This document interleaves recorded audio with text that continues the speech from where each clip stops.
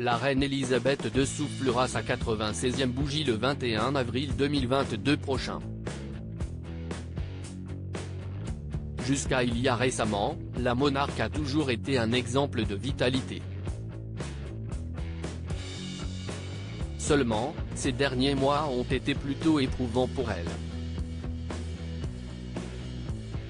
À commencer par la mort du prince Philippe le 9 avril 2021, jusqu'à récemment où elle a été contrainte de rester à l'hôpital pendant une nuit. D'ailleurs, elle a été vue portant une canne en public. Une situation qui ne cesse de jamais présenter auparavant. En outre, même si le palais de Buckingham avait annoncé une simple mesure de précaution face à l'hospitalisation de la reine, les faits sont là. Depuis, la mère du prince Charles a dû alléger ses engagements royaux. Il y a également ses activités préférées dont elle a dû se délester par souci de santé. On pense notamment à la promenade de ses corgis chers à son cœur. Rappelons également qu'au début de cette année 2022, la grand-mère des princes William et Harry a été testée positive au Covid-19.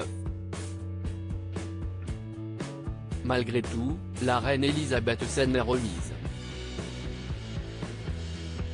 D'ailleurs, elle était bien souriante le 29 mars dernier lors de la messe en hommage au prince Philippe. Il était tout de même difficile de manquer sa difficulté à se déplacer. Si est au bras de son fils, le prince Andrew, qu'elle a été vue se déplaçant jusqu'à son siège. Des mesures nécessaires pour ménager la reine Elisabeth II aurait l'intention de reprendre ses engagements royaux, affirme Camilla Tominey, experte royale. Seulement, la royale ne pourra pas honorer tous les événements de sa présence.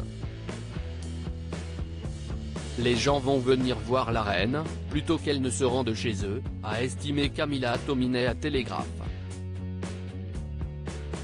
Elle a notamment rappelé les dispositions qui ont déjà été prises. Notamment les visiteurs qui sont venus au château de Windsor pour avoir une audience auprès de la reine. Il faut s'attendre à ce que cela se produise plus fréquemment, toujours d'après l'experte. Bien entendu, rien ne sera laissé au hasard quant à l'agenda de la reine. Ils vont privilégier la qualité à la quantité.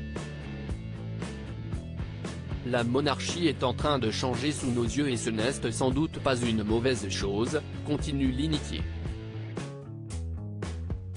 L'experte royale a également soutenu que certains événements qualifiés comme sacro-saints seront toujours honorés. Il s'agit notamment du jubilé de platine de la reine Elisabeth II. Loading widget.